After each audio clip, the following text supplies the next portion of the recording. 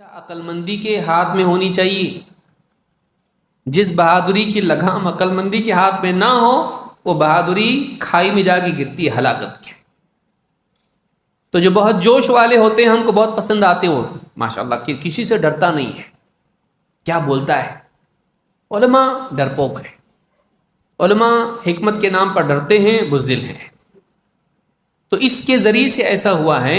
اور وہ آدمی آ کے جب بولتا ہے تو کئیوں کے اوپینینز چینج کر دیتا ہے، کئیوں کا ذہن بنا لیتا ہے. 1000 میں سے 10 تو بن جاتے ہیں، لاکھوں میں 1000 ہو جاتے ہیں. تو ایسے غلط ذہن کے لوگ بن جاتے ہیں اس کے غلط بولنے کی وجہ سے، اور بعض اوقات اس کی بات کی وجہ سے لوگ علماء ہی کو کوسنے لگ جاتے ہیں. یہ جو نقصان ہوا ہے کہ غلط اوپینینز کا عام ہو جانا، یہ بھی اس کی وجہ سے ہوا ہے، خاص کر کے پولیٹیکل معاملات میں. اللہ کے نبی صلی اللہ علیہ وسلم فرماتے ہیں سیأتی علی الناس سنوات خداعات، ایک دور آئے گا کہ لوگوں پر ایسا زمانہ، ایسے سال آئیں گے جو خداعات ہوں گے. خداعات دھوکے والے، کنفیوژن والے. ایسا دور ہوگا کہ کنفیوژن ہوگا، کیا صحیح ہے کیا غلط ہے، کون اچھا ہے کون برا ہے، سمجھ میں نہیں آئے گا. سیأتی علی الناس سنوات خداعات یصدق فیہا الکاذب ویکذب فیہا الصادق. ایسا دور ہوگا کہ سچوں کو لوگ جھوٹا مانیں گے اور جھوٹوں کو سچا مانیں گے. جھوٹوں کی تصدیق ہوگی، سچوں کی تکذیب ہوگی. جھوٹے آ کے کچھ بھی بولیں گے، لوگ بولیں گے صحیح بول رہا ہے. سچے آ کے بولیں گے بھائی ایسا نہیں ہے، یہ جھوٹا ہی ہے، ان کو جھوٹا مانیں گے. اور وَيُؤْتَمَنُ فِيهَا الْخَائِنُ وَيُخَوَّنُ فِيهَا الْأَمِينُ. ایسا دور ہوگا کہ خیانت کرنے والوں کو امانت دار مانا جائے گا اور امانت دار لوگوں پر خیانت کی تہمتیں لگیں گی. سب الٹا ہوگا، اچھا برا بن جائے گا، برا اچھا بن جائے گا. وَيَنْتِقُ کیوں ہوگا اور کیا خاص بات ہوگی اس دور کی؟ وَيَنْتِقُ فِيهَا الرُّوَيْبِضَةُ. وہ ایسا دور ہوگا کہ اس میں رویبضہ بڑبڑانے لگیں گے، رویبضہ بولنے لگیں گے. قیل وما الرویبضہ، صحابہ نے پوچھا اللہ کے رسول یہ رویبضہ کیا ہے؟ قال الرجل التافہ یتکلم فی امر العام. جاہل قسم کا نکما شخص وہ امت کے عمومی مسائل پر بولنے لگے گا. الرجل التافہ گھٹیا قسم کا، جاہل قسم کا. بعض روایتوں میں جاہل بھی آیا ہے کہ جاہل قسم کا آدمی جو بالکل عقل سے کورا ہوگا، لیکن وہ بھی ایسے اس ایشوز پر ڈسکس کرے گا جو انٹرنیشنل لیول ہوں گے، امت کے عمومی معاملات ہوں گے، اس پر بولے گا ایسا ہونا چاہیے، علماء نے یہ کرنا چاہیے، علماء نے یہ نہیں کر رہے ہیں، علماء نے وہ کرنا چاہیے، مسلمان حاکم یہ نہیں کر رہے انہوں نے یہ کرنا چاہیے، اور ہمارے پاس ایسا نظام ہونا چاہیے، ایسی اسٹریٹجی ہونا چاہیے. آل فال کچھ بھی بکے گا وہ، اور لوگ بولیں گے ہاں ماشاءاللہ کیا بول رہا ہے یہ، اگر اس پر عمل کیا جائے تو کتنا اچھا. ساری قربانیاں کینسل ہونا چاہیے اور یہ سارا پیسہ ملا کے شادیاں ہونی چاہیے، یا یہ فلاں لوگ حج کو جانا بند کر دیں تو ایسا ہو جائے گا. اپنی طرف سے کچھ بھی فارمولے وہ ایجاد کرے گا، جہالت میں کچھ بھی حل بتائے گا جو حل نہیں ہوگا، جو خود ایک مسئلہ ہوگا.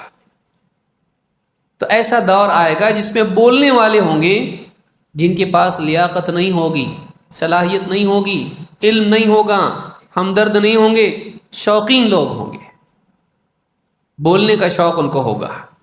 تو اس حدیث کو امام احمد اور ابن ماجہ نے روایت کی اور یہ حدیث صحیح ہے.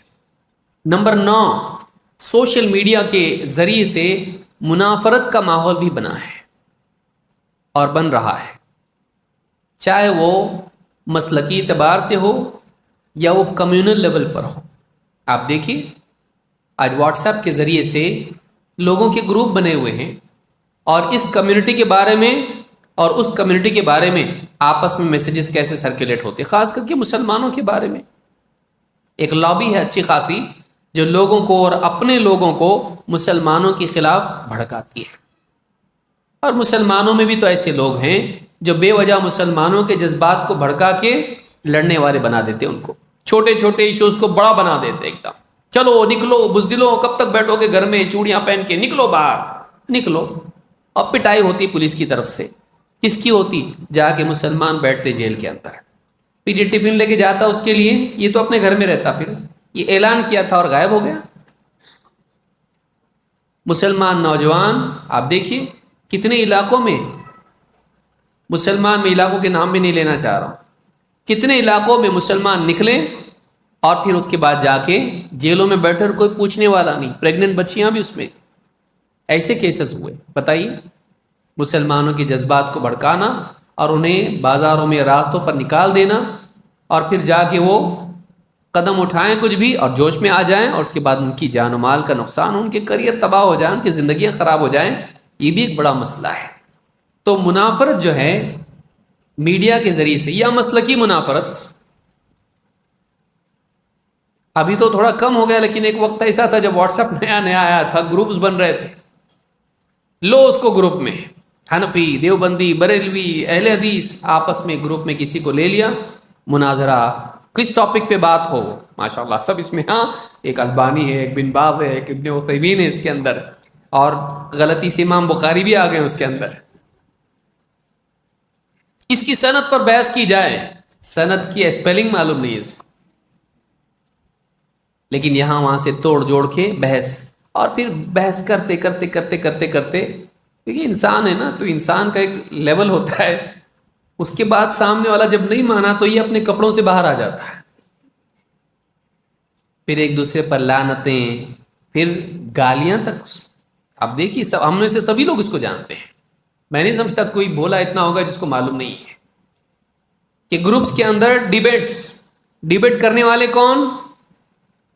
اگر نماز پڑھانے کے لیے کہیں گے نا تو تھوڑا تجوید میری صحیح نہیں ہے، ایسی لائق لوگ کہ جن کو قرآن پڑھنا ڈھنگ سے آتا نہیں ہے، لیکن وہ بیٹھ کر کیا کریں گے؟ کرنا کیا پڑتا ہے؟ واٹس ایپ کے اوپر copy paste copy paste copy paste کرنا پڑتا ہے، اور کیا ہے، ادھر کا میسج ادھر کا میسج، اور پھر کئی لوگ کنیکٹڈ ہوتے ہیں، وہ بھی ڈھونڈ کے لا کے اس کو دیتے ہیں، سب جتنے بھی ہاں سیارے سیٹلائٹس وہ لا کے سب اس کو دیتے ہیں، پھر یہ فارورڈ کرتا ہے، اور ڈیبیٹس ہوتی ہے اس کے اوپر، اور ان ڈیبیٹس کا نتیجہ کیا؟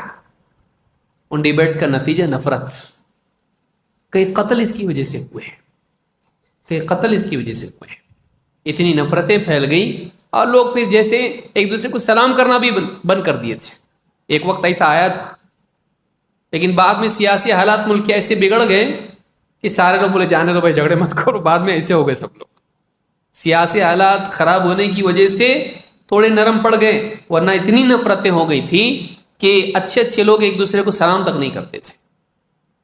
یہ جو ماحول ہے یہ نہیں ہونا چاہیے، علمی اختلاف علمی حدود میں ہونا چاہیے۔ دیکھیے یہ حق سب کو ہے کہ اگر آپ ایک چیز کو صحیح مانتے ہیں، دوسری چیز کو غلط، آپ اس پہ تنقید کرو، بتاؤ، لیکن اخلاق کے دائرے میں۔ وَجَادِلْهُمْ بِالَّتِي هِيَ أَحْسَنُ، جدال کرو، بحث مباحثہ کرو، لیکن کیسے طریقے سے؟ اچھے طریقے سے۔ لیکن یہ علماء جانتے ہیں جب ایسا آدمی اس میدان میں اترتا ہے جو شوقین ہو، لیکن اس کے نفس کا تزکیہ نہ ہوا ہو، علم کی گہرائی اس کے پاس نہ ہو، اور اخلاق کی بلندی اس کے پاس نہ ہو، دونوں چیزیں ہونا ضروری ہے۔ علم کیسا ہونا چاہیے؟ گہرا، اور اخلاق کیسے ہونے چاہیے؟ اونچے، تب آدمی ڈیبیٹ میں آئیں۔ اور سر پر برف بھی اس کے ہونا چاہیے، صبر، بغیر صبر والا آدمی نہ باہر ڈیبیٹ کر سکتا نہ بیوی سے۔ دیر سے سمجھا آپ لوگ، صبر ضروری ہے۔ آدمی آپے سے باہر ہو جاتا ہے، اور آپے سے باہر ہو کے گھنٹے بھر سے جو اس نے گفتگو کیا تھا، جو دیوار بنائی تھی، گرا دیتا۔ دعوت کو نقصان ہوتا ہے، دعوت کا کام بغیر حکمت کے نہیں ہوتا ہے۔ ادع الی سبیل ربک بالحکمت والموعظۃ الحسنہ وجادلہم باللتی ہی احسن۔ اللہ نے کہا اپنے رب کے راستے کی طرف دعوت دو، کیسے؟ حکمت کے ذریعے سے۔ نمبر 1 پہ پرائرٹائز کس کو کیا؟ وزڈم۔ لیکن ہمارے یہاں حکمت کیا ہے؟ بزدلی کا نام ہے۔ کب تک حکمت؟ پھر کیا ہے؟ بہادری۔ بدتمیزی کا نام بہادری ہے، بد اخلاقی کا نام بہادری ہے، بے وقوفی کا نام بہادری ہے۔ ہاں، بے وقوف کے نزدیک بے وقوفی بہادری ہوتی ہے، وہ تو بعد میں اس کو ٹھوکر کھانے کے بعد سمجھ میں آتا کہ آئی میڈ اے مسٹیک۔ ادعو الی سبیل ربک بالحکمت والموعظۃ الحسنہ، حکمت کے ساتھ دعوت دو، واعظ و نصیحت کے ساتھ، ایموشنل اپیل تمہاری بات میں اس کے لیے ہونا چاہیے، اس کے دل کو نرم کرو، اللہ کا خوف دلاؤ، آخرت کی فکر دلاؤ، سدھار اپنے آپ پیدا ہوگا۔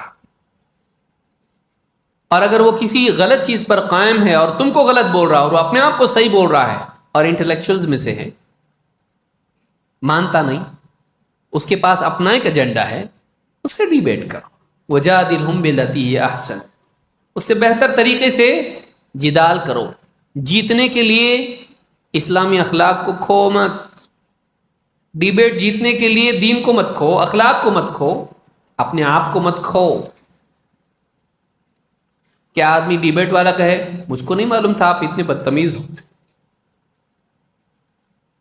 کیوں دیکھنے والے عام لوگ بھی کہیں کہ یہ آدمی ایسا کیسا بول رہا ہے، اتنا گرا ہوا کیسے ہو سکتا ہے ایک آدمی؟ بعض اوقات آدمی ڈیبیٹ جیتنے کے لیے اسلامی اخلاق کو کھو دیتا ہے۔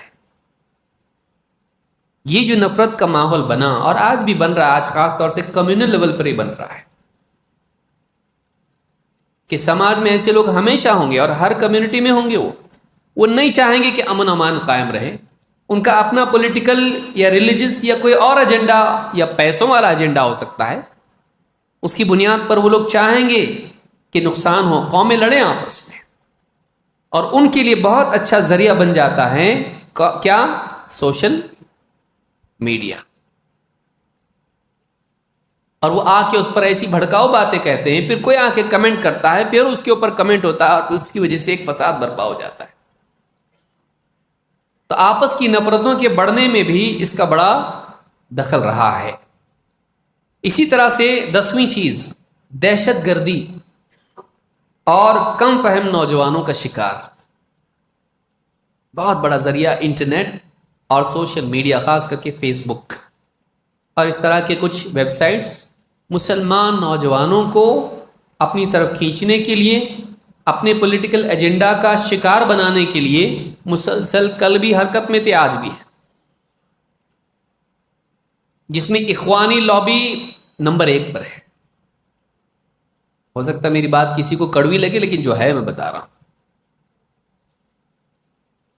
مولانا مودودی، سید قطب اور اس طرح کے جتنے بھی ذہنیت رکھنے والے ہیں، یہ عام طور سے آپ کو ملے گا کہ جیسی کچھ حالات دنیا میں پیدا ہو جاتے ہیں،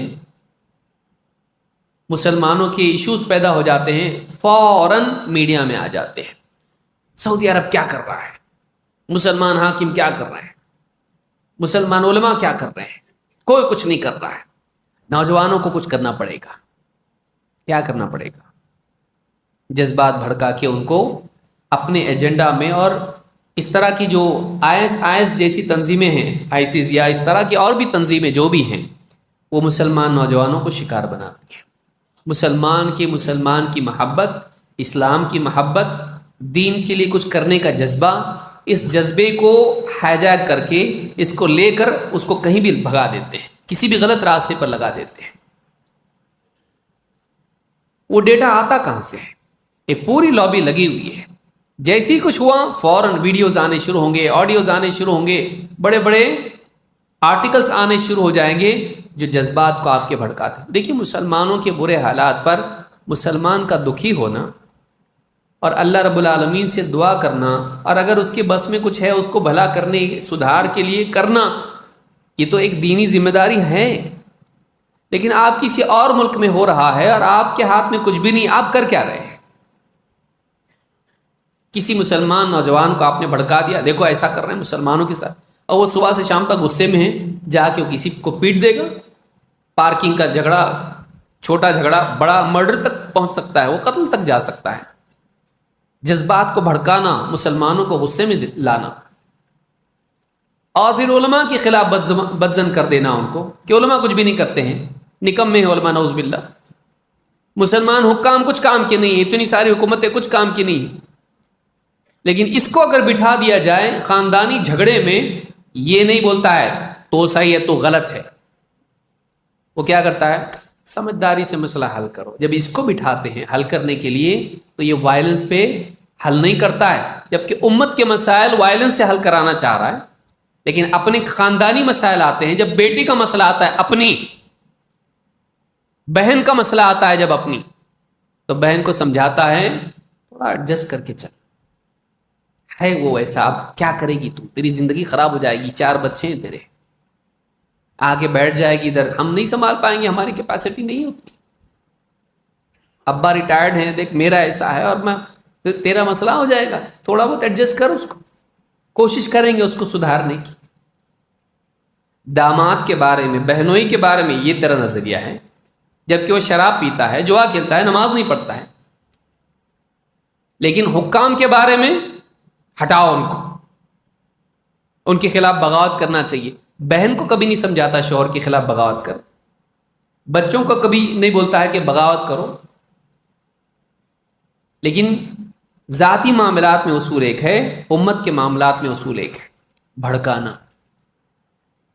کئی تنظیمیں ایسی ہیں، خاص کر کے داعش جیسی تنظیمیں ہیں، ان کا ایک بڑا نیٹ ورک ہے، بعض اوقات آدمی اس نیٹ ورک کا حصہ ہوتا ہے اور اس کو خود معلوم نہیں ہوتا ہے، کیونکہ کسی کے ذریعے سے اس کو بات پہنچی ہے، ایسا کرنا ہے اپنے کو، اور اس کو معلوم بھی نہیں ہوتا کہ مجھ کو استعمال کیا جا رہا ہے، لیکن وہ استعمال ہو رہا ہے ان کے ایجنڈا کے لیے،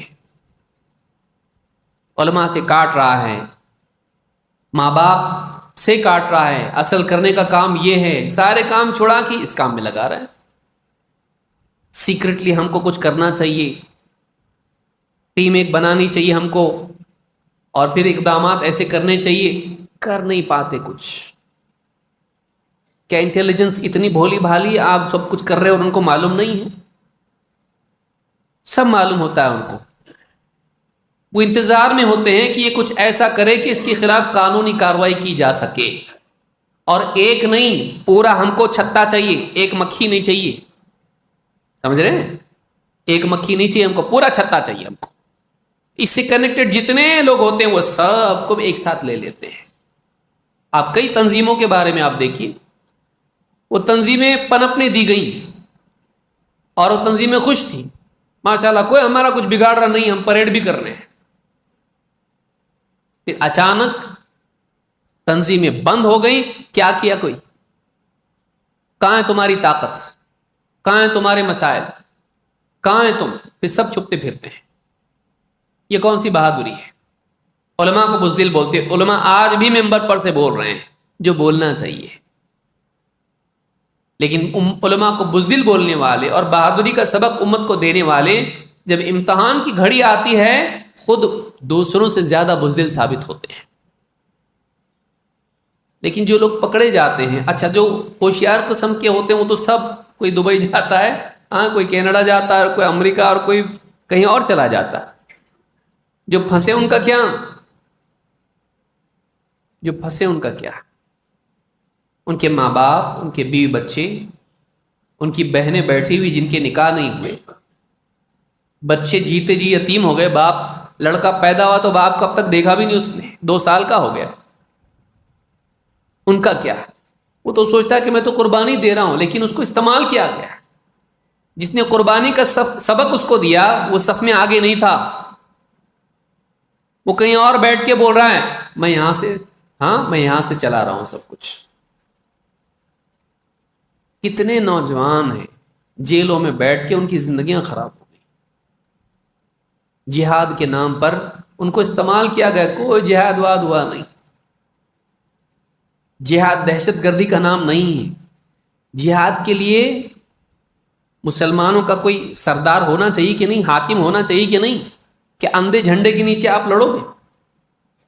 اور اس کے لیے مسلمانوں کے پاس کیپیسٹی ہونا چاہیے کہ نہیں؟ آپ کے پاس کیا کیپیسٹی ہے؟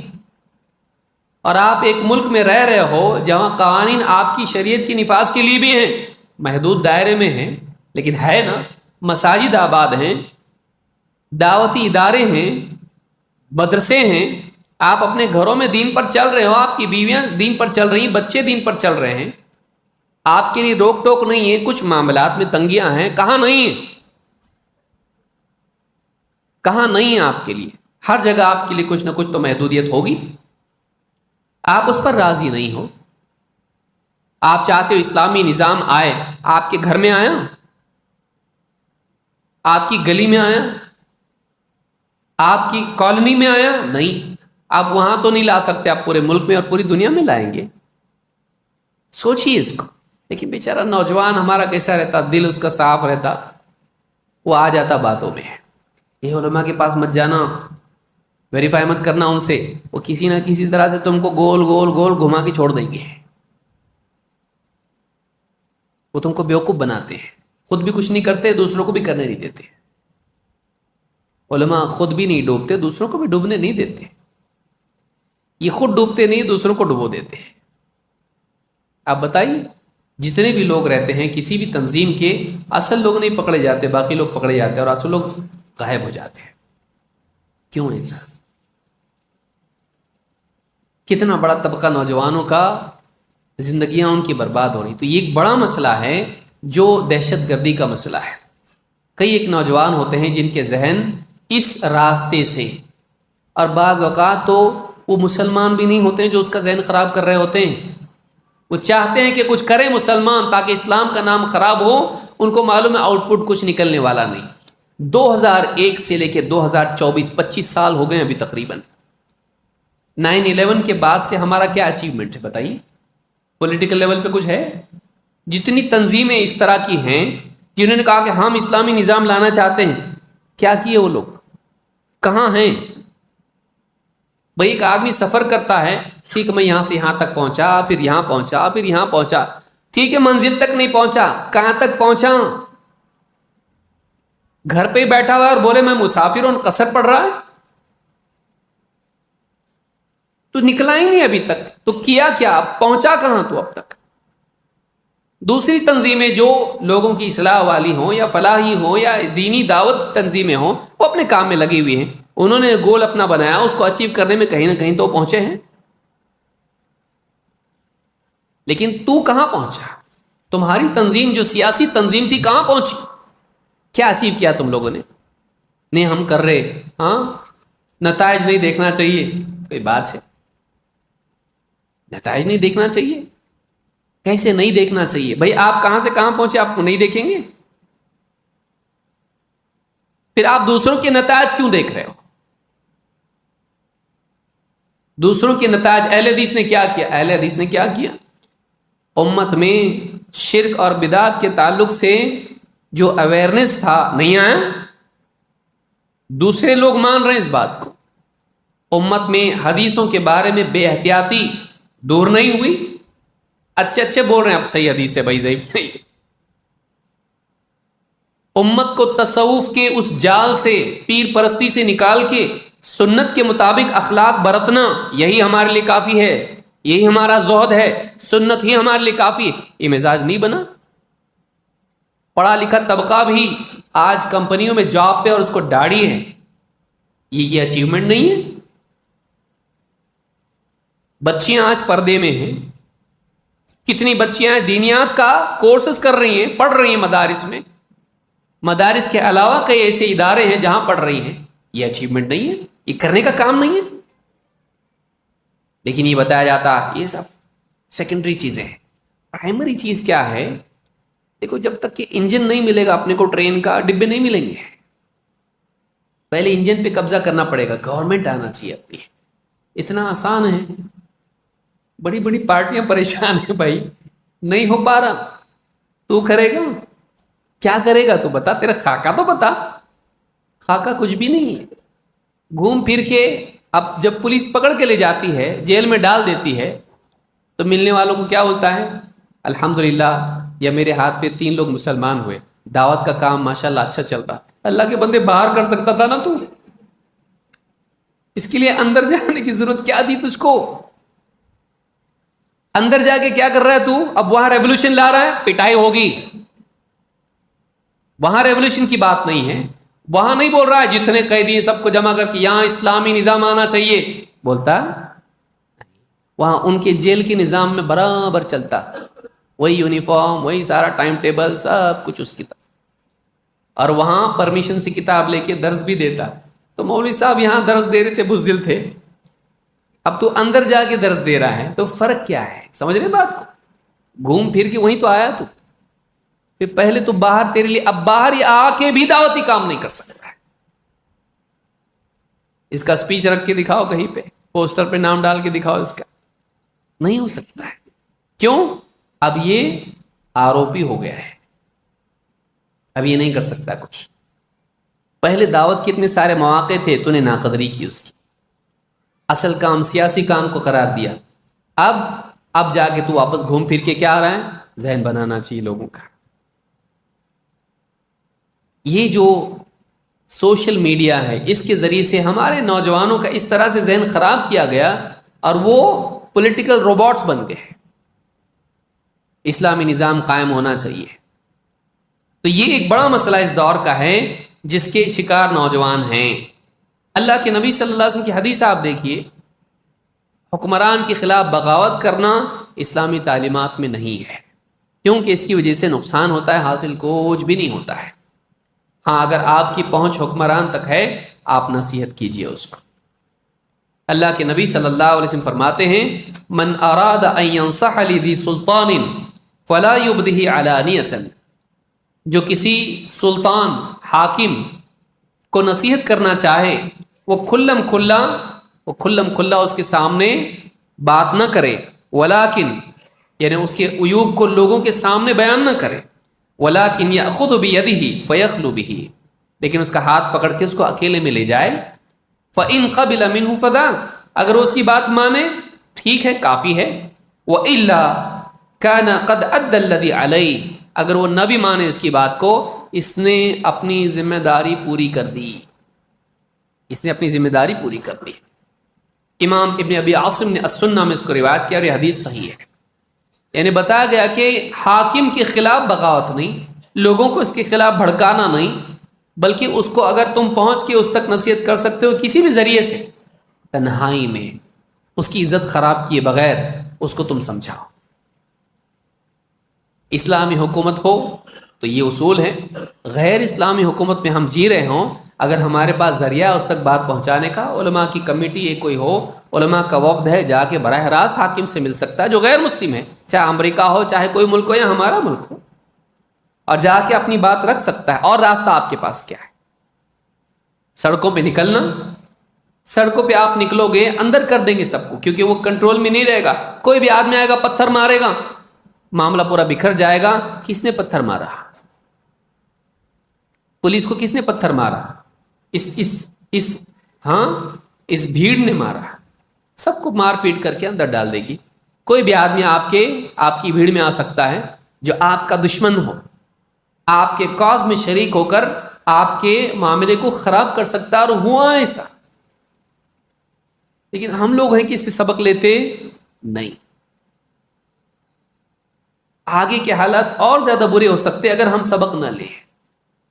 یہ ہو سکتا ہے کہ علماء کا وفد مل کے جائے بڑے لوگوں کو لے کر، سیاستدانوں کے ساتھ میں، یا اسی طرح سے قانونی معلومات رکھنے والے ان کے ساتھ میں جا کے، بڑا طبقہ ہے، بڑے بزنس مین ہیں، جا کے بیٹھ کے بات کریں کہ یہ معاملات مسلمانوں کے ہیں، ایسا نہیں ہونا چاہیے۔